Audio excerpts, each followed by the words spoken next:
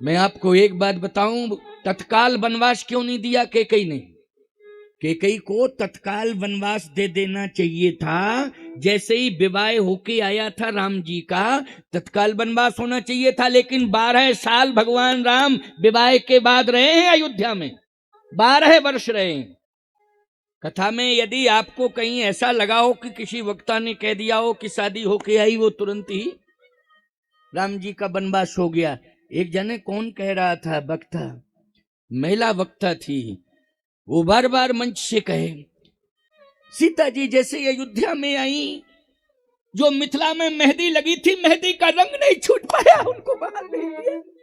मैंने कहा बड़ी पगली है, क्या बोल रही है ये, है कि मेहंदी नहीं छूट पाई, और 12 साल में मेहंदी ही नहीं छूटी। कौन सी कंपनी की मेहंदी थी वो, है? ये हमारी समझ में नहीं आता, कैसे फालतू की बातें करने लगते हैं। 15 वर्ष की अवस्था में भगवान राम का विवाह हुआ है और 27 वर्ष की अवस्था में वनवास हुआ है। 15 12 कितने हुए, हो गए? सीता जी की आयु 6 वर्ष की थी जब विवाह हुआ। 9 वर्ष का अंतर है भगवान राम की और सीता जी की आयु में, 9 वर्ष का अंतर है।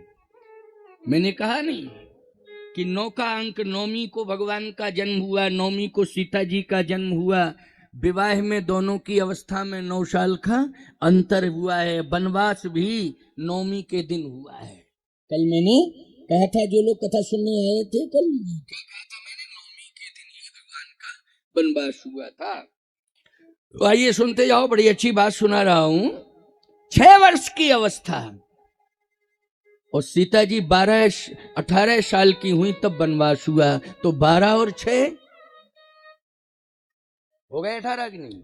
सोचिए जरा, 12 साल सीता राम जी विवाह के बाद अयोध्या में रहे, 12 साल। या वनवास देना था तो तत्काल दे सकती थी अम्बा कैकेयी वनवास, लेकिन ये 12 साल का अंतर क्यों? इसलिए क्योंकि प्रभु राम सोच रहे हैं कम से कम सीता बालिग अवस्था में तो हो जाए। क्यों बालिग अवस्था में? वोट मत देने का अधिकार कितनी उम्र में है, जल्दी बोलो? 18 साल में है कि नहीं? 18 वर्ष को बालिग अवस्था माना जाता है। मुझे लगता है कि ये नियम जो है रामचरितमानस के अनुसार ही बनाया गया कि 18 साल की उम्र में ही मत देने का अधिकार मिलना चाहिए, है ना? 18 साल की अवस्था में 12 6 18 वर्ष की श्री जानकी जी हो गई।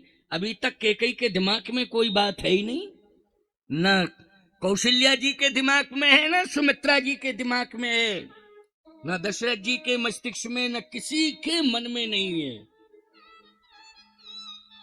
केवल श्री राम जानते हैं और दूसरा वशिष्ठ जी जानते हैं, और कोई नहीं जानता। तीसरा वशिष्ठ जी महाराज जानते हैं, लेकिन इतने गंभीर हैं, भले ही राजपुरोहित हैं, लेकिन ब्रह्मा जी के बेटा हैं और परम विद्वान हैं। गुरु विवेक सागर जग जाना, जिन्हें विश्व कर वदन समाना। वशिष्ठ जी इस मर्म को जानते हैं, लेकिन गंभीर हैं। वो कहते हैं कि नहीं नहीं, अभी नहीं, जब राम जी की इच्छा होगी तभी इस विधान के अनुसार वो कार्य वनवास वाला होगा। किसकी इच्छा से होगा? राम जी की इच्छा से। राम की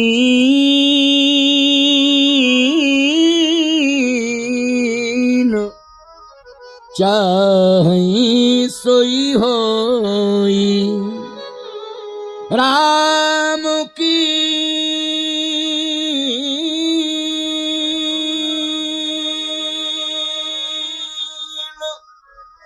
चाहि सोई होई,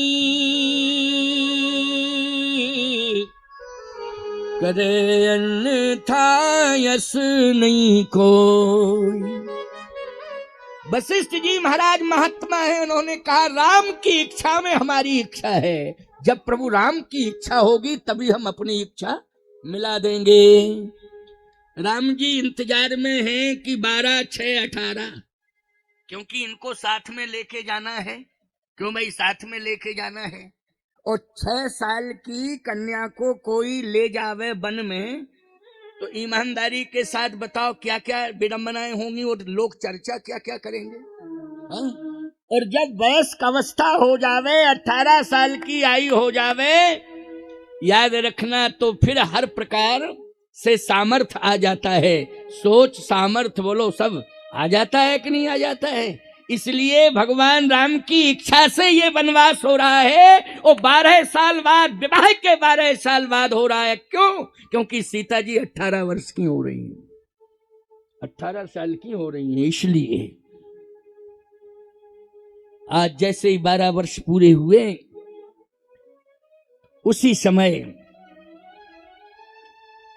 राम कीन चाहे सोई होई, उर प्रेरक रघुवंश विभूषण।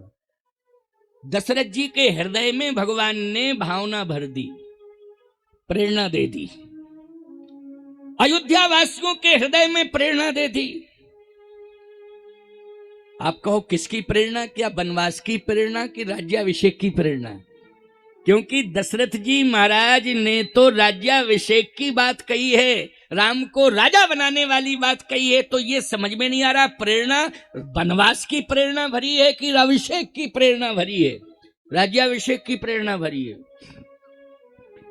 प्यारे, राज्याभिषेक की प्रेरणा। क्यों? क्योंकि राज्याभिषेक की मांग उठेगी तो मैं राज्याभिषेक को स्वीकार नहीं करूंगा। क्यों नहीं करेंगे आप स्वीकार? इसलिए नहीं करूंगा क्योंकि राम ने 4 आसनों का निर्माण किया है, और राम जब तक वो 4 आसनें पूरी नहीं कर लेगा तब तक अभिषेक का निर्णय हो ही नहीं सकता है। कि 4 आसन कौन कौन है राम जी की? अब तुम ध्यान से सुनना। सबसे पहली आसन भगवान ने कहा कि मैंने स्वीकार कर ली, वो है बरासन। कौन सी आसन? बरासन। बरासन मानी दूल्हा दुल्हन दोनों एक ही आसन पर बैठे, उसको कहते हैं बरासन। भगवान ने कहा कि बरासन मैंने स्वीकार कर लिया। बरासन के बाद मेरे पिताजी सिंहासन पर बिठाएंगे, क्योंकि सारी दुनिया यही करती है। विवाह होने के बाद में बेटा बेटी का विवाह हो जाता है, बेटा के साथ बहू घर में आई तो तुरंत जो है पिता निर्णय लेता है, इतना प्रसन्न हो जाता है, इसको मालिकाना हक दे दो, ये मालिक बन गया। एक ही बात कहना चाहता हूं, कर्तव्य से अधिकार मिलना चाहिए। बहुत ज्यादा मोह से प्रभावित होकर अधिकार नहीं देना चाहिए, कर्तव्य से अधिकार मिलना चाहिए। मोह ममता में फंस जाते हो और जाके बिना किसी अनुभव के ही तुम मालिकाना हक दे देते हो और बाद में फिर परेशान होते हो। इसलिए जब तक, और याद रखना 12 साल का युग होता है, 12 साल में युग परिवर्तन होता है। याद रखना युग परिवर्तन। कुंभ कितने साल में होता है? जल्दी बोलो। 12 साल में वही युग परिवर्तन है, समझ रहे हो ना? वही युग परिवर्तन है, वो युग परिवर्तन होता है, अमरतत्व प्राप्त होता है, एक युग का परिवर्तन होता है। 12 साल का अनुभव होना चाहिए। बहू आवे तो भी 12 साल तक अनुभव कराओ। बेटा घर में है, भले ही कितना योग्य क्यों ना हो जाए, लेकिन फिर भी 12 साल का अनुभव उससे शादी के बाद मिलना चाहिए, मिलना चाहिए। उसी को कहते हैं बूढ़े माँ बाप का संरक्षण। उसको क्या कहते हैं? संरक्षण। यही संरक्षण होना चाहिए। 12 साल में पहले नाबालिग अवस्था में शादियां होती थीं, बाल विवाह कहते थे जिसको। पुराने जमाने में बहुत से यहाँ लोग बैठे होंगे जिन्होंने वो दृश्य देखा होगा कि बाल विवाह की परंपरा थी, लेकिन दुरागमन समय से ही होता था। क्यों होता था ना? समय से होता था, वो विवाह हो जाता था। लेकिन वंश वृद्धि का जो समय होता है उसका संबंध आयु से होता है। वंश वृद्धि का संबंध किससे होता है?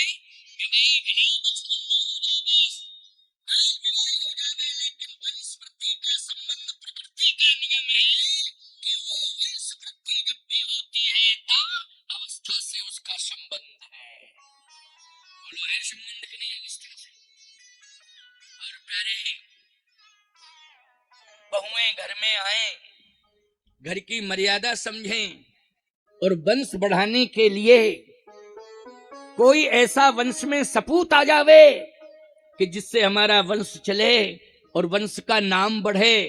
लेकिन संरक्षण किसका हो? सास का हो। संरक्षण किसका होना चाहिए?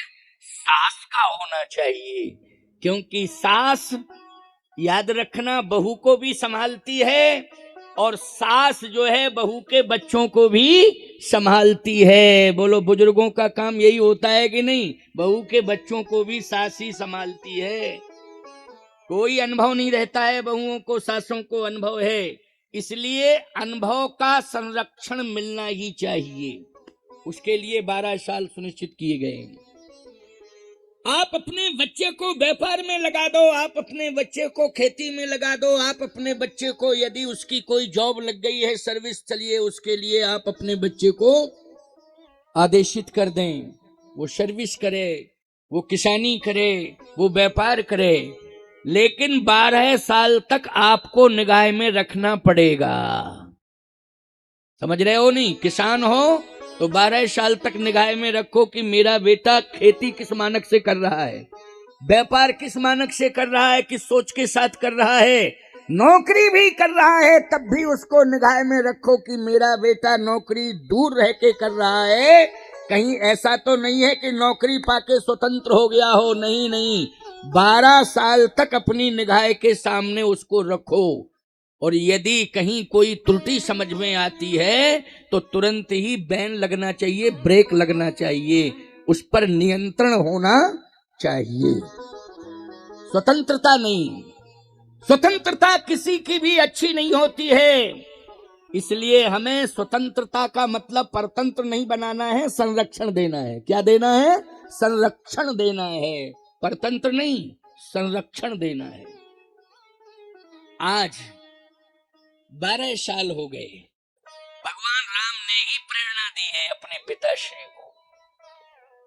अयोध्या वासियों के मन में एक भावना आ गई कि राम को राजा बनाओ, राम को राजा बनाओ, राम को राजा बनाओ। दशरथ जी ने कहा कि मेरी भी इच्छा थी राम को राजा बनाए, लेकिन अभी नहीं। फिर कब? राज्यसभा में जनता से कहा, अयोध्या वासियों से दशरथ जी ने, कि राम को राजा हम बनाएंगे। प्रतिवर्ष रामनवमी को राम का जन्मोत्सव मनाते हैं। जब रामनवमी आएगी, राम का जन्मोत्सव मनाया जाएगा। जब राम का 27वां जन्मोत्सव हम मनाएंगे, उसी समय हम गिफ्ट में ये राज्य राम को सौंप देंगे, अभिषेक कर देंगे। ये मुकुट हम अपने सिर का राम के सिर पर रख देंगे। 27वां जन्म दिवस मनाएंगे। तब थोड़ा सा समय है, इंतजार कर लो। अयोध्या वासियों का कोई बात नहीं है, रामनवमी तो आने वाली है, कोई दिक्कत नहीं। अब महाराज जो है वशिष्ठ जी के पास गए, चक्रवर्ती जी। अब देखो, वशिष्ठ जी को पहले से ही पता था। जैसे ही गए, प्रणाम किया। वशिष्ठ जी ने कहा, क्या बात है, बहुत प्रसन्न हो? कहा, सारे लोग कह रहे हैं, जितने अवाल वृद्ध नर नारी हैं अयोध्या के, कि राम को राजा बनाओ, राम को राजा बनाओ, राम को राजा बनाओ। आपकी क्या आज्ञा है? अब सुनिए जरा ये दोहा अयोध्या कांड का। बेग विलंब न करिए नृप, वशिष्ठ जी महाराज, बेग विलंब न करिए नृप, साजिए सकल समाज। लेकिन सुदिन सुमंगल तवहि, जब राम हुई जुवराज। वशिष्ठ जी ऐसा भी कह सकते थे, वेग विलंब न करिए न प्रसादी, साजिए सकल समाज, सुदिन सुमंगल अवहि अवहि। उन्होंने कहा, सुदिन सुमंगल तवहि तवहि। अब में और तब में अंतर होता है। अब मानी होता है वर्तमान और तब मानी होता है भविष्य। क्यों भाई? सुदिन सुमंगल तवहि, तब मानी क्या होता है? भविष्य। और अब मानी क्या होता है?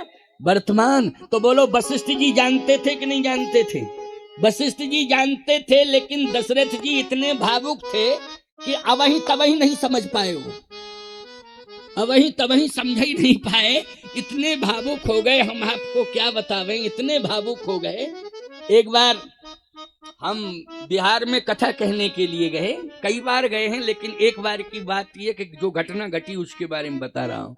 गए, जनता तो बहुत अच्छी, पूरा मंच जो है इंतजार में है कि महाराज जी आ रहे, बड़ा प्रचार किया।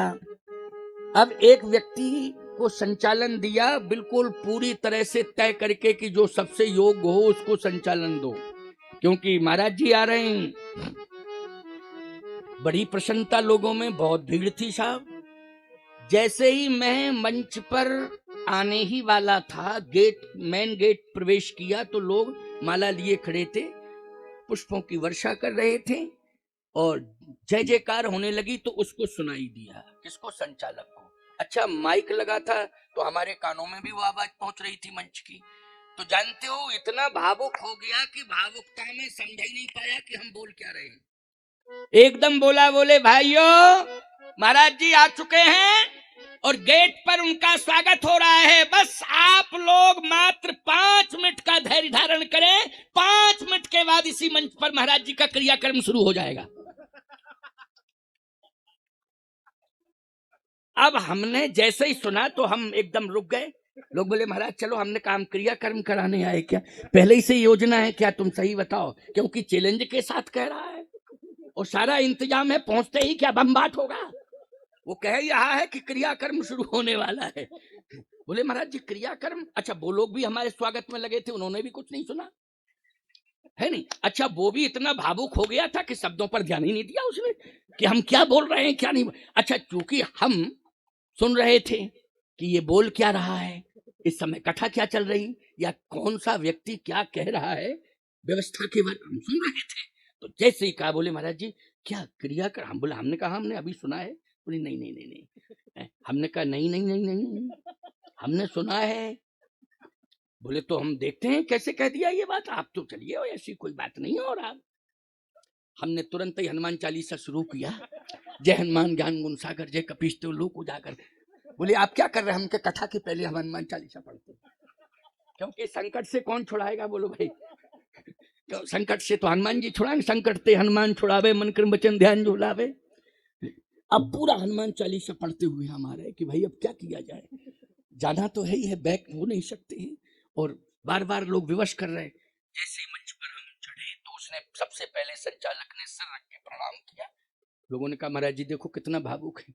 हमने कहा जो भी घटना घटती है वो प्रणाम ही करने से घटती है है नहीं। मैंने बोले महाराज कैसी बात कर रहे हैं, आज आपको क्या हो गया? हमने कहा हमको कुछ नहीं हुआ, लेकिन समझ में नहीं आ रहा है संचालक को क्या हो गया, इससे पूछो। मैंने कहा क्यों, अभी क्या कह रहे थे संचालन में? बोले महाराज जी आपका आवाहन कर रही थी। हम की आवाहन तो कर रहे थे, लेकिन अभी अभी तुमने ये कहा कि बस 5 मिनट के बाद महाराज जी आ ही गए हैं, आप लोग धैर्य धारण करो, 5 मिनट के बाद महाराज जी का क्रियाक्रम शुरू होगा। बोले महाराज जी सही बतावे, हम ये कहना चाहते थे कि 5 मिनट बाद कार्यक्रम शुरू होगा, क्रियाक्रम निकल गया। 5 मिनट बाद कार्यक्रम शुरू होने वाला है, लेकिन मुंह से क्रियाक्रम निकल गया। तो इसी प्रकार से दशरथ जी नहीं समझ पा रहे हैं वशिष्ठ जी की भाषा, शब्दों पर ध्यान नहीं दे पा रहे हैं, इतने भावुक हो गए हैं, अब में और तब में कोई अंतर नहीं समझ पा रहे हैं कि कह क्या रहे हैं गुरुदेव। सुदिन सुमंगल तब ही जब राम हुए जुबराज, ये नहीं कह रहे सुदिन सुमंगल आवही जब राम हुए जुबराज, सुदिन सुमंगल तब ही जब राम हुए जुबराज। ये नहीं समझ पाए। दशरथ जी बस प्रणाम करके आज्ञा लेके चले आए, लेकिन राम कीन चाहि सोई होई, करे अन्यथा यस नहीं को। राम कीन चाहे सोई होई। दशरथ जी ने तैयारी कर ली। इधर ब्रह्मा जी से प्रभु राम ने कहा कि क्यों, विधान क्या है? ब्रह्मा जी बोले विधान तो है, पूरा पूरा विधान वनवास ही का है। तो बोले यहाँ तो अभिषेक हो रहा है, या वनवास का विधान तुम बनाए रखे हो, अभिषेक हो रहा है और तैयारी हो गई पूरी। कहे प्रभु हमने तो विधान में जो आपने लिखवाया था वही है। भगवान ने कहा एक काम करो, तुम विधान को अयोध्या भेजो। अयोध्या कौन पढ़ेगा उस विधान को? भगवान ने कहा कि वैसे हमारे पिता श्री बहुत विद्वान हैं, वही पढ़ लेंगे। वेद विदित दशरथ नाऊ, वेदो दशरथो नृपा, विधान को वही पढ़ लेंगे। ब्रह्मा जी ने कहा कि इतने भावुक हैं महाराज कि इस विधान को पढ़ लेंगे लेकिन स्वीकार नहीं करेंगे, क्योंकि सत्य प्रेम यही राम जी पद, सत्य प्रेम है, आपका त्याग नहीं कर सकते। बोलो भाई, आपका त्याग नहीं कर सकते, सत्य प्रेम है। तो फिर क्या होना चाहिए? ब्रह्मा जी ने कहा कि प्रभु एक निवेदन है मेरा, बड़ी अच्छी बात है ये। हाँ, क्या है बोलो। ब्रह्मा जी ने कहा कि मैं यही निवेदन करना चाहता हूं कि अगर इस कार्य में सफलता मिलेगी, वनवास जाने में सफलता मिलेगी, तो वहां पूरे राजमहल के अंदर केवल एक माता कैकेयी हैं।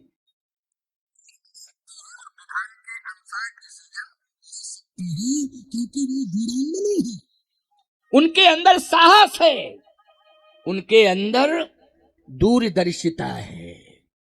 वो भावुक तो हैं, लेकिन भावुक होने के बाद भी संतुलन में रहती हैं, वो जानती हैं मर्म को। तो राम जी ने कहा कैकेयी माँ तो मेरी पक्षधर रहती है हमेशा। ब्रह्मा जी बोले इसलिए तो मैं कह रहा हूं, तो फिर ले कौन जाएगा? अच्छा एक बात बताओ, कोई वस्तु पहुंचानी है और नारी के पास पहुंचानी है तो नारी ही सहयोग करती है। क्यों भाई? कौन सहयोग करता है? नारी सहयोग करती है। और राजमहल में तो फिर और ज्यादा प्रोटोकॉल है भैया। क्यों? राजमहल का प्रोटोकॉल, आजकल के मंत्रियों का प्रोटोकॉल, तुम रोज उठने बैठने वाले, चाय पीने वाले, लेकिन जब मंत्री बन गए तो तुम ही नहीं जा पाते हो, प्रोटोकॉल में आ गए वो, फोन उठता नहीं है, बड़ी मुश्किल में मिल पाते हो प्रोटोकॉल। लेकिन चक्रवर्ती सम्राट महाराज श्री दशरथ के यहाँ राजतंत्र की परंपरा में प्रोटोकॉल। कैसे हिम्मत पड़ेगी किसी की जाने की कि कोई वस्तु या कोई बात जो है महारानियों तक पहुंचा दे। भगवान शंकर नहीं जा पाए थे, बहुत मुश्किल में कागभूषण जी के साथ गए थे। कितना नाटक करना पड़ा था उनको, बहुत ही ज्यादा नाटक करना। कागभूषण संगम दो मनुज रूप जाने नहीं को, बड़ी मुश्किल में दर्शन मिला था, बड़ी मुश्किल में दर्शन कर पाए थे। ब्रह्मा जी ने कहा कि मेरा एक निवेदन है, मेरी सलाह है। क्या? सरस्वती सब जगह जा सकती। कौन? सरस्वती। वो मेरी बेटी है, मेरा बेटा वहां राजपुरोहित है, लेकिन मेरी बेटी सरस्वती, उसका प्रवेश घर घर में है। अच्छा एक बात बताओ, सरस्वती जी का प्रवेश बोलो सभी के घरों में है कि नहीं? कोई सरस्वती को रोकेगा? सरस्वती के लिए कोई प्रोटोकॉल की जरूरत है, इसलिए सरस्वती को भेजा जाए। सरस्वती से जिस समय देवताओं ने कहा तो सरस्वती नाराज हो गई। फालतू की बात, प्रभु राम बन जावे और इसके लिए पहल मैं करूं? नहीं, मैं बिल्कुल नहीं कहूंगी कैकेयी अम्बा से, कुछ भी बात नहीं करूंगी इस संदर्भ में। अब देवता परेशान है।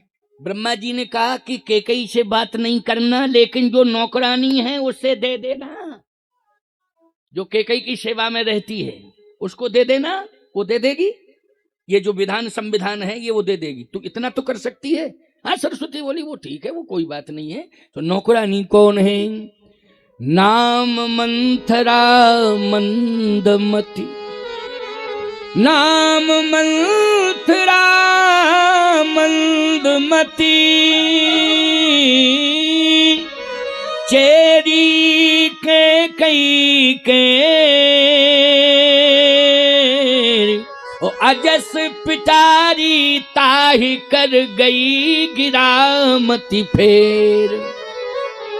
ये जो अपयश की पिटारी पिटारी पिटारी लोग कहते हैं, याद रखना, ये अपयश की पिटारी देखने में लग रही है, कथा में आ गई अपयश की पिटारी। यह है ब्रह्मा के द्वारा बनाया हुआ विधान, जो पिटारी बनकर के कौन ले गई है?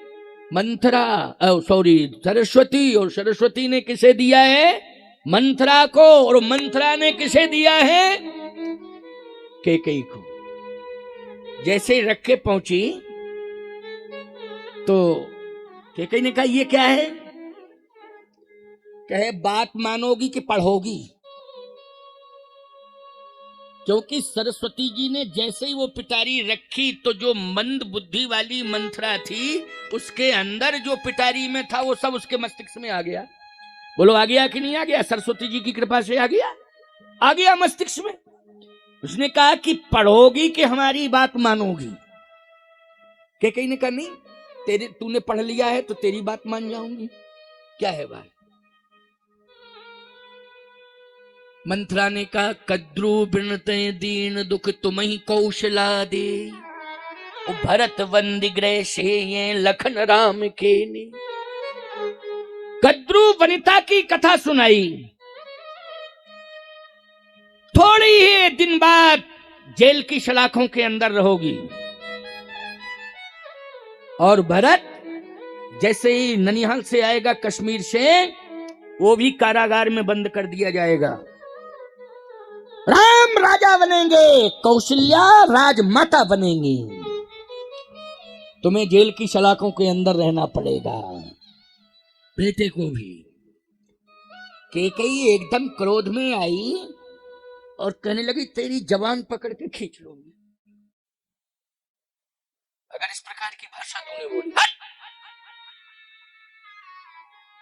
किस प्रकार की अशुभ भाषा का प्रयोग कर रही है तू?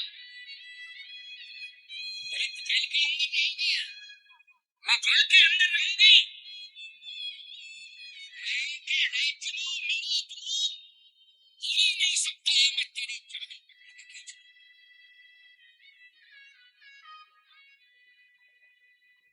मंत्रा ने कहा नहीं मानती हो तो पढ़ लो। इसे सरस्वती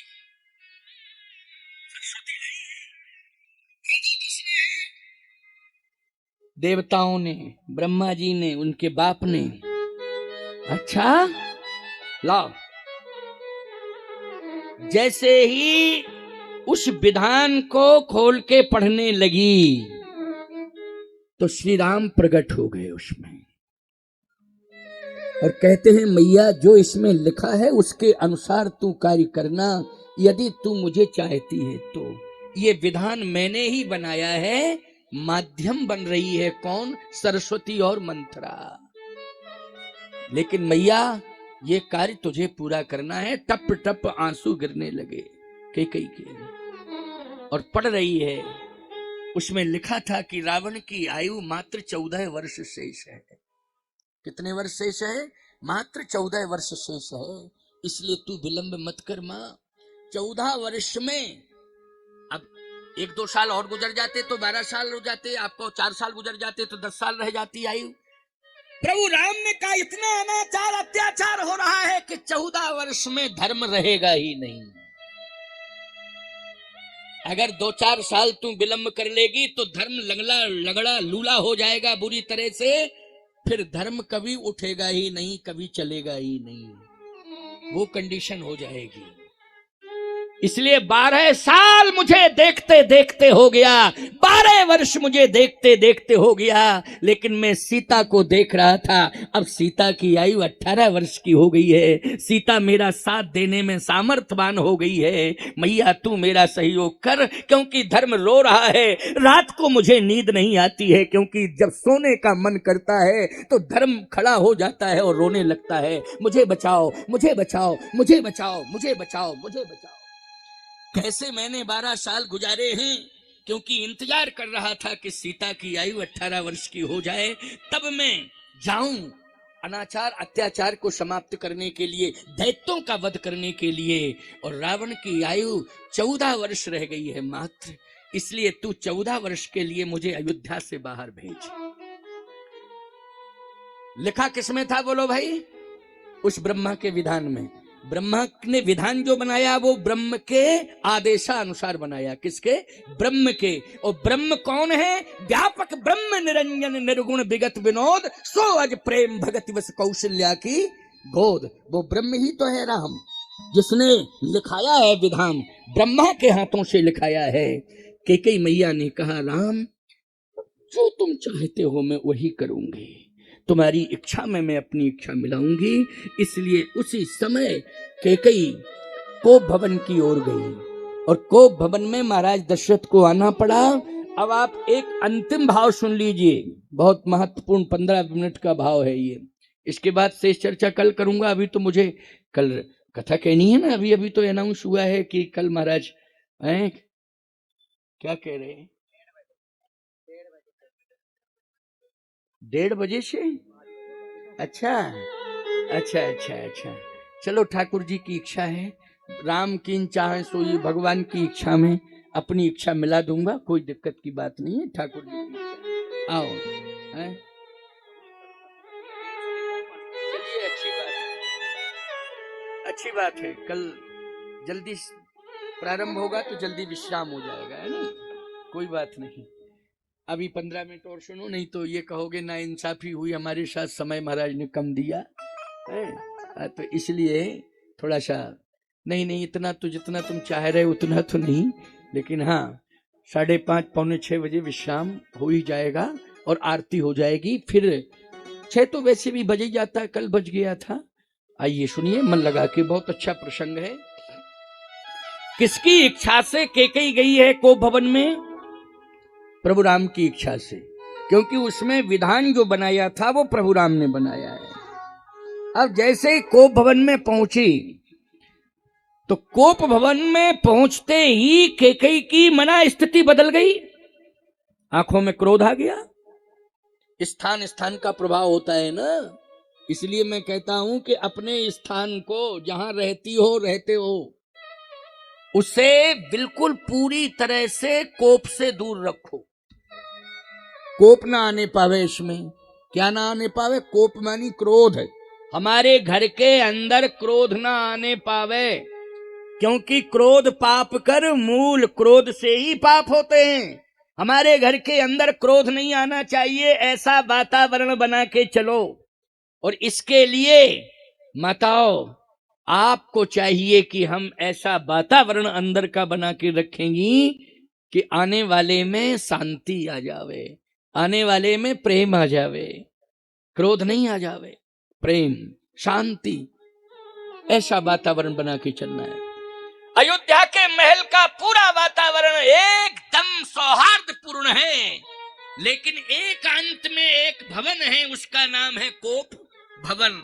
बस उस कोप भवन को उसने माध्यम बनाया और कनक भवन से निकल के गई और सीधा कोप भवन में पहुंच गई। और जैसे कोप भवन में पहुंची तो क्रोध आ गया, आंखें लाल हो गईं और एकदम उसने अपने केशों को पूरी तरह स्वतंत्र कर दिया। ये सिर के केश, नारी के, सुहागवती नारी के केश जो है बंधे हुए होना चाहिए, खुले हुए नहीं होना चाहिए। इनका जूड़ा बंधा हो, याद रखना, और सिर ढका हो, ये सनातन की मर्यादा। लेकिन आजकल तो हम क्या बतावें आपको, केश केश की तरह नहीं है। ये तो आपका एक गांव क्षेत्र से जुड़ा हुआ कस्बा है, और आपके जिले का भी वातावरण एक प्रकार से क्षेत्रीय वातावरण, जैसी ग्रामीण संस्कृति है उससे जुड़ा हुआ है। क्यों भाई, जिले का वातावरण है। लेकिन मैं विडंबना की बात कर रहा हूं, वहां जहां बड़े बड़े महानगर हैं वहां पश्चिमी कल्चर हावी बुरी तरह से हो गया, पूरी तरह से पश्चिमी कल्चर हावी हो गया। आप भाग्यवान हो कि आप जो है पुरातन संस्कृति से जुड़े हो।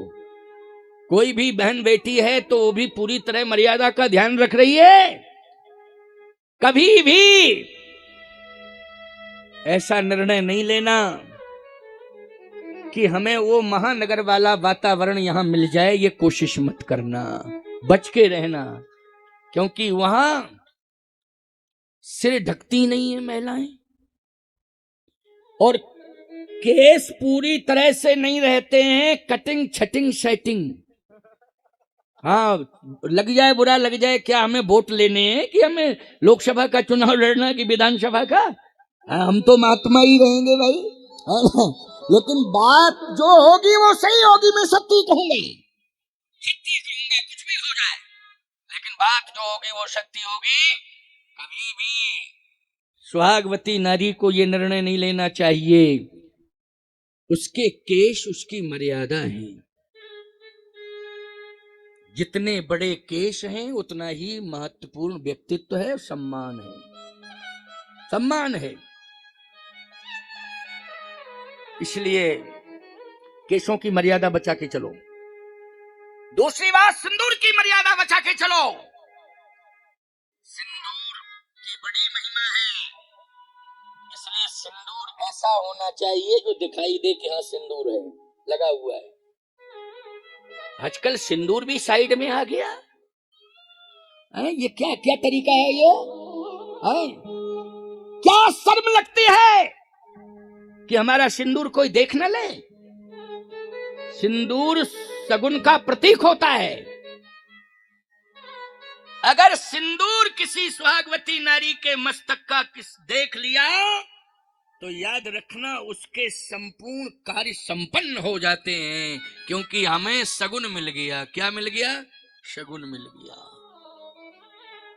इसलिए जब पनघट से आती थी तुम जल से भरा हुआ घट रखे, तो उस समय कोई अगर यात्रा कर रहा है तो प्रणाम करता था। क्यों? कि हमें शुभ संकेत मिल गया, हमारी यात्रा सफल हो गई, सफल हो गई। सुबह सुबह यही होता था कि नहीं? अब सुबह सुबह ये होता है कि लोग कुत्ता टहलाते हुए मिलते हैं। जो भी है हाथ में पकड़े कुत्ता टहलाता फिर रहा है? क्या तमाशा बना रखा है। अरे ये जीव जंतु हैं, हम इनके विरोधी नहीं हैं, लेकिन भले आदमी कम से कम प्रदर्शन मत करो कि ब्रह्म मुहूर्त में कुत्ता टहला रहे हो है? और वो भी बड़ा कीमती। एक व्यक्ति तो कुत्ता सुबह, तो हमारी आदत भी सुबह घूमने की है, सुबह घूमने की आदत है, हम भी घूमने जाते हैं। तो सुबह सुबह हम घूमने गए, एक आदमी कुत्ता लेके चला आ रहा उधर से, और उसने हमको प्रणाम किया और कुत्ते ने दोनों पंजे रख दिए छाती पर। परिचित का था वो व्यक्ति, तो उसने हमको देख करके प्रणाम किया और वो कुत्ते ने दोनों पंजे मेरी छाती पर रख दिए, एकदम मुंह फाड़ा। मैंने कहा क्यों, ये काटता तो नहीं है? बोले कल ही खरीदा, आज पता चल जाएगा काटता है कि नहीं काटता। हमके कुत्तों के काटने का परीक्षण महात्माओं से ही शुरू करवाते हो तुम, यही तुम्हारी नीति है। देखो भाई, ये जो शुभ संकेत हैं, शगुन हैं, इनकी मर्यादा सुरक्षित करनी है। ये मत सोचो दुनिया कहां जा रही है। आष्टा नगर के लोगों, जिला सीहोर के लोगों, मध्य प्रदेश मालवांचल के लोगों, मैं इस दुनिया में संदेश राम राज्य का देना चाहता हूं, तो प्रभु से प्रार्थना है कि वो संदेश आस्था से ही जाना चाहिए, मानस भवन से जाना चाहिए कि अब घर घर में राम राज्य हो गया है। ये संदेश मानस भवन से जाना चाहिए, क्योंकि ये महापुरुषों ने अपने त्याग तपस्या से इस भवन को तैयार किया है। ये महापुरुष का चित्र देख रहे हैं आप, शंकराचार्य जी का, इनकी तपस्या लगी हुई है यहाँ, इसलिए संदेश अच्छा जाना चाहिए और जाएगा। पूरा विश्वास है मुझे कि जाएगा, इसमें किंचित मात्र भी कोई संदेह नहीं है। संदेश जाएगा आस्था के मानस भवन से, घर घर में मर्यादा का संदेश जाएगा, घर घर में राम की मर्यादा चलेगी, राम की मर्यादा चलेगी, राम की परंपरा चलेगी, घर घर में चलेगी। इसलिए ये जागृत अवस्था में ये दिव्य मानस भवन का ये रामायण का सम्मेलन, मानस सम्मेलन जागृत अवस्था में है, जागृति देने वाला है ये। तो आज कैकेयी को भवन में पहुंची, आंखें लाल हो गई, केस खुल गए, जो बंधे हुए थे वो केस खुल गए। याद रखना, इतने क्रोध से आंसू निकल रहे हैं कि कभी कभी वो आंसू सिंदूर को भी प्रभावित कर रहे हैं, समझ लेना। क्योंकि जब आंसू निकलते हैं तो धार आंसुओं की बहती है, तो हाथ का स्पर्श होता है, और वो हाथ जब सिर के ऊपर जाता है तो सिंदूर प्रभावित होता है। हमारा तिलक हो जाता है प्रभावित जब ज्यादा पसीना आता है। कभी कभी हमने इस तरह से कर लिया तो चंदन प्रभावित हो जाता है मेरा। कैकेयी का सिंदूर प्रभावित हो रहा है, क्योंकि क्रोध में सिंदूर दांव पर लग जाता है।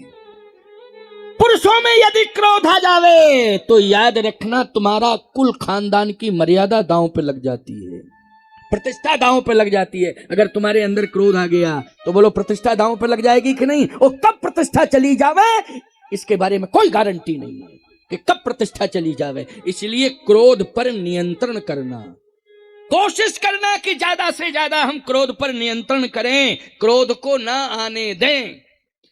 आप कहोगे महाराज जी आता है तो फिर बचेगा कैसे? क्योंकि अभी तो हम कथा सुन रहे हैं आपकी, आवाज चले जाओगे तब क्रोध आएगा, हम क्या करेंगे? हम बता रहे हैं क्या करें। रोज प्रतिदिन सुबह और शाम भगवान के मंदिर में जाया करो और उनका दर्शन कर लिया करो। दर्शन करते ही दिन भर क्रोध पर नियंत्रण रहेगा, क्योंकि परमात्मा की छवि का प्रभाव पड़ेगा। बोलो भाई, इतनी सस्ती व्यवस्था मैंने सस्ता उपाय, सरल उपाय बता दिया कि नहीं बता दिया? अब ना जाओ तुम तो तुम्हारी गलती। सुबह स्नान करके जाओ, भगवान का दर्शन कर लो, 10 मिनट ही समय दे दो, बस वो छवि तुम भर लो अपनी आंखों में। किसकी छवि? भगवान की छवि भर लो अपनी आंखों में दर्शन करके, तो क्रोध नहीं आएगा। शाम को अपना धंधा पानी करके फिर मंदिर चले जाओ, फिर वो छवि जो है अंदर भर लो नेत्रों में। रात्रि में भी अपने बच्चों से क्रोध नहीं करोगे तुम, याद रखना। क्यों भाई? रात्रि भी तुम्हारी शांति से गुजरेगी और दिन भी तुम्हारा शांति से गुजरेगा। उपाय क्या है कि सुबह शाम मंदिर में भगवान का दर्शन कर लिया करो, चाहे 5 मिनट का ही समय निकालो। अब बोलो इतना नहीं कर सकते हो तो तुम जानो तुम्हारा काम जाने। ये तो मैंने उपाय बता दिया। तुम हिंदू हो, इस दर्शन करने में क्या दिक्कत है? क्यों भाई? हिंदू हो, सनातनी हो, तुम्हें दर्शन करने में शर्म आ रही है क्या? दर्शन करो, सुबह शाम करो। ये मंदिर केवल मंदिर परंपरा के निर्वाहन के लिए नहीं बनाए गए हैं, ये तुम्हारे लिए बनाए गए हैं कि सुबह शाम दर्शन करो, इसलिए बनाए गए हैं। रामायण केवल मात्र साल में 5 दिन का प्रवचन हो इसके लिए ही नहीं है।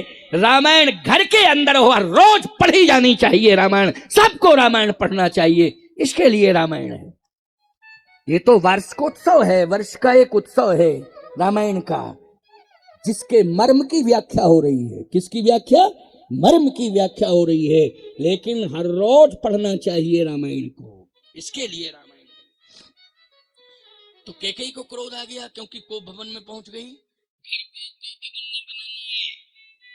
घर को कनक भवन बनाना है, ठीक है ना? क्या बनाना है? कनक भवन।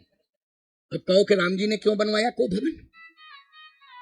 मालूम है 9 लाख साल हो गए, नहीं 11 लाख वर्ष हो गए, 11 लाख वर्ष हो गए। तब कोप भवन की 11 लाख वर्ष पहले जरूरत पड़ी। क्यों भाई? 11 लाख वर्ष पहले जरूरत पड़ी ना कोप भवन की। लेकिन यहां हर रोज कोप भवन। शर्म करो जरा, शर्म करो जरा, शर्म करो, शर्म करो। हर रोज घर कोप भवन। पहले ये कभी कभी नाराज होती थी तो अलग से कोप भवन था। अब 24 घंटे टेम्परेचर हाई, पूरा मकानी कोप भवन। अब अलग से क्या भवन बनवाया जाए? कोप भवन।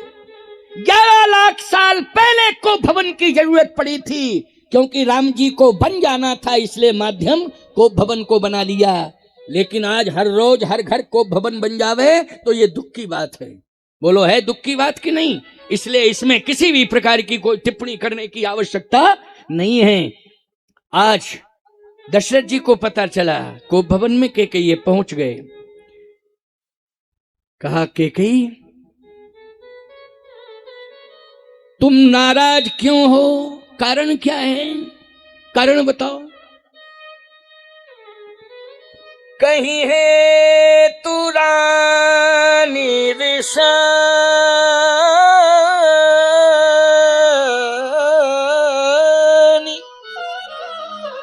कहीं है तू रानी रिसानी। कारण क्या है कि तुम नाराज हो, रिसानी हो? कारण बताओ। कैकेयी ने कहा कारण मैं बताऊंगी, लेकिन उसका निवारण करो तो बताऊंगी। दशरथ जी ने कहा नहीं, निवारण करूंगा, निवारण करूंगा। कारण बता। कैकेयी ने कहा देन कहो मोय दो वरदाना, दो वरदान देने के लिए कहा था। हाँ कहा था आज मौका है दे दो। अरे तो कनक भवन में चल, वहां दूंगा। या क्या ये अंधेरे पधेरे में, चल वहां बढ़िया कनक भवन में। यहाँ आ गई तू, को भवन में अंधकार ही अंधकार है।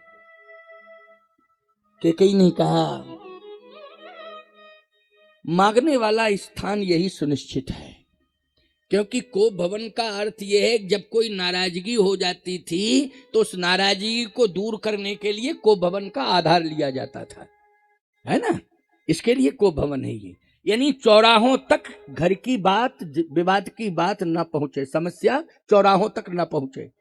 नहीं तो आजकल तो पेपरबाजी होने लगती है, सोशल मीडिया में तो पता नहीं क्या क्या होने लगता है। मर्यादा रहनी चाहिए, इसलिए को भवन बना है कि कोई बात है तो वहां पहुंचो, वहीं समस्या का समाधान। अदालत तक नहीं, थाने अदालत तक नहीं जाना चाहिए विवाद। घर का विवाद यदि है तो घर में ही उसका समाधान होना चाहिए। घर का विवाद घर में ही दूर होगा। और विवाद को दूर कौन करेगा? यदि कोई भी व्यक्ति परेशान है तो मैं कहता हूं कि रामायण को रखे और रामायण के पन्ने पलटने लग जावे। आप कहोगे महाराज फिर क्या होगा उससे? मैं एक बात कहता हूं, स्पष्ट रूप से कह रहा हूं, रामायण को पढ़ते रहना, हर रोज 2-4 दोहे पढ़ते रहना और अर्थ सहित पढ़ना। इस बार से निर्णय लो, अर्थ सहित पढ़ो, चाहे 2 ही दोहा पढ़ो, अर्थ ही सहित पढ़ो। क्योंकि पढ़ते चले जाते हो, अर्थ समझ में आता नहीं है तो कहते हो रामायण तो कई बार पढ़ ली, कुछ हुआ नहीं है। कुछ नहीं हुआ है महाराज, रामायण कई बार पढ़ ली है, कुछ हुआ ही नहीं है। अर्थ नहीं समझ पा रहे हो, इसलिए नहीं समाधान मिल रहा है। समझ रहे हो कि नहीं? अर्थ नहीं समझ पा रहे। हम लोग पढ़ते हैं, हम लोग तो अर्थ समझ लेते हैं कि इसका क्या अर्थ है, दोहा छंद सोरठा चौपाई का क्या अर्थ है, हम लोग समझ लेते हैं। तुम लोग नहीं समझ पाते हो। अर्थ नीचे है। गीता प्रेस गोरखपुर की रामायण में अर्थ वाली रामायण रखो, उसके नीचे अर्थ है। मैं आपसे स्पष्ट रूप से बता रहा हूं, कभी कभी आंसू आएंगे और वो आंसू पढ़ते पढ़ते आएंगे और वही हृदय परिवर्तन कर देंगे। और एक दिन हृदय परिवर्तन हो जाएगा तो घर की समस्या का समाधान भी हो जाएगा। रामायण सहारा बनेगी। कौन बनेगी? रामायण सहारा बनेगी। अर्थ सहित पढ़ो। अब मैं कह रहा हूं आस्था के मन से, मानस भवन के मन से, कि चाहे समय नहीं है 2 ही दोहा पढ़ो, लेकिन अर्थ सहित पढ़ लो। व्यापार में भी मदद मिलेगी, व्यवहार में भी मदद मिलेगी, और यदि कोई झगड़े से संघार की संभावना है उसमें भी मदद मिलेगी आपको। मैं कह रहा हूं अर्थ सहित रामायण पढ़ो, क्योंकि अर्थ नहीं समझ पा रहे हो इसलिए व्यर्थ जा रहा है सब। बोलो जा रहा है व्यर्थ कि नहीं? अर्थ समझो। अर्थ लिखा है, साधारण अर्थ भावार्थ है, लेकिन भावार्थ को ही पढ़ना चाहिए। पढ़िए। कैकेयी ने कहा कि को भवन में ही मांगने का सुनिश्चित स्थान है, इसलिए मैं यही मांगूंगी। अच्छा मांग लो। सुनहु प्राण प्रिय भावत जी का, देहूं एक बर भर तहि टीका, दूसर बर मांगहूं कर जोरी, पुरबहु नाथ मनोरथ मोरी, तापस वेश विशेष उदासी, 14 बरस राम बनवासी। भरत राजा बने और राम बन जाए। दशरथ जी मूर्छित होकर के गिर पड़े। कैकेयी क्या किया तूने? राम बन जाए और भरत राजा बने। कैकेयी भरत तो राजा बन जाएगा, राम भी समर्थन कर देगा, लेकिन राम बन जाए ये मैं बिल्कुल स्वीकार नहीं करूंगा। तो आपने 2 वरदान देने के लिए कहा था, तो कैकेयी तूने देवासुर संग्राम में मेरे प्राण बचाए, लेकिन अब तू धरती पर मेरे प्राण ले रही है। अगर मैं राम को बन भेजूंगा तो मेरे प्राण निकल जाएंगे, मैं जिंदा नहीं रहूंगा। राम बन जाएगा, मेरे प्राण निकल जाएंगे और तुझे वैधव्य मिलेगा। कैकेयी ने कहा कि आप इतने छटपटा क्यों रहे हैं, क्या चाह रहे हैं? मैं राम को राजा बनाना चाहता हूं। कैकेयी ने कहा ये तो विकास है, आप राम को राजा बना रहे हैं, ये है विकास, और मैं राम को वन भेज रही हूं, ये है प्रकाश। जहां जहां राम जाएगा वहां वहां अंधकार दूर होगा। क्यों भाई, होगा कि नहीं होगा? होगा कि नहीं होगा? जगत प्रकाश प्रकाशक राम, जहां जहां राम जाएगा, चरण पड़ेगा उसका, वहां अंधकार दूर होगा, वहां क्या होगा? वहां प्रकाश होगा। इसलिए सारी दुनिया अंधकार में है, आज सारी दुनिया अंधकार में डूब रही है, लेकिन प्रकाश केवल राम है, इसलिए राम ही प्रकाश दे सकता है। राम जाएगा, अंधकार दूर होगा, प्रकाश आएगा। इसलिए राम को जाने दो, बन जाने दो। तो कैकेयी तू भरत के लिए राज्य क्यों मांग रही है? क्या लक्ष्मण नहीं बन सकता है राजा? क्या शत्रुघ्न नहीं बन सकता है राजा? तेरा ये मोह है अपने बेटे के प्रति है, निश्चित रूप से कहीं ना कहीं तेरे मन में मलिनता आ गई है। कैकेयी ने कहा नहीं महाराज, आप समझ नहीं रहे हो। अगर आप ठीक से मेरी बात सुन लो, समझ लो तो मैं कहूं हाँ। दशरथ जी ने कहा मैं सुनूंगा। अब इस बात को बहुत मन लगा के सुनना, ये बड़ी मर्मपूर्ण बात है। भावपूर्ण तो है ही, लेकिन इसमें मर्म छिपे हुए हैं, इसलिए इसको सुनो। ये अंतिम बात है। कैकेयी ने कहा कि मैं, बड़ी बहन और मेरी छोटी बहन, हम तीनों बहनें एक बार बैठे थे, और आपकी गोद में 4 राजकुमार थे। हाँ थे। आपने हाथ 2 के ऊपर रखा था, एक राम के ऊपर, दूसरा भरत के ऊपर।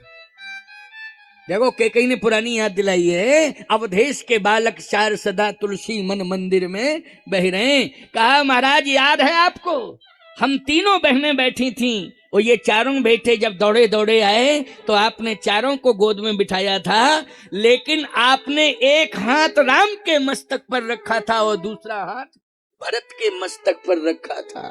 हाँ रखा था। इसका मतलब है आप दोनों से प्रेम करते हैं, और इसका मतलब है कि आप राम और भरत से प्रेम करते तो 4 से प्रेम करते हैं। लेकिन चूंकि हाथ तो 2 ही है ना, इसलिए 2 के ऊपर आपने हाथ रख दिया। लेकिन उस समय आपने कुछ कहा था, याद है आपको? आपने क्या कहा था? ये मुझे याद नहीं है मैंने क्या कहा था। आपने ये कहा था,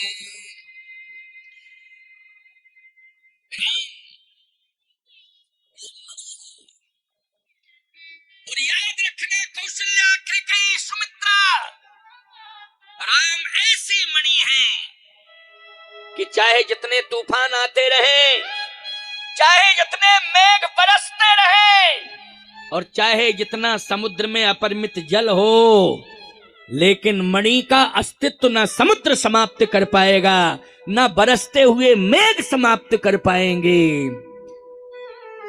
राम को महाप्रलय भी प्रभावित नहीं कर पाएगा।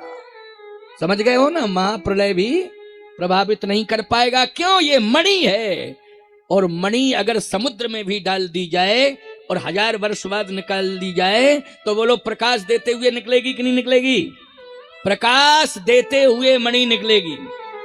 ऐसा राम रघुवंश की मणि है, इसके द्वारा ही हमारा रघुकुल प्रकाशित रहेगा। इक्ष्वाकु वंश, रघुवंश, सूर्यवंश प्रकाशित रहेगा। कभी इसका अस्तित्व जो है समाप्त नहीं होगा, क्योंकि अब इस वंश में राम मणि बन के आ गया। क्या बन के आ गया? मणि। लेकिन ये जो भरत है ना, इसकी महिमा को भी मैं जानता हूं। क्या है इसकी महिमा? इसकी महिमा है, जानहूं सदा भरत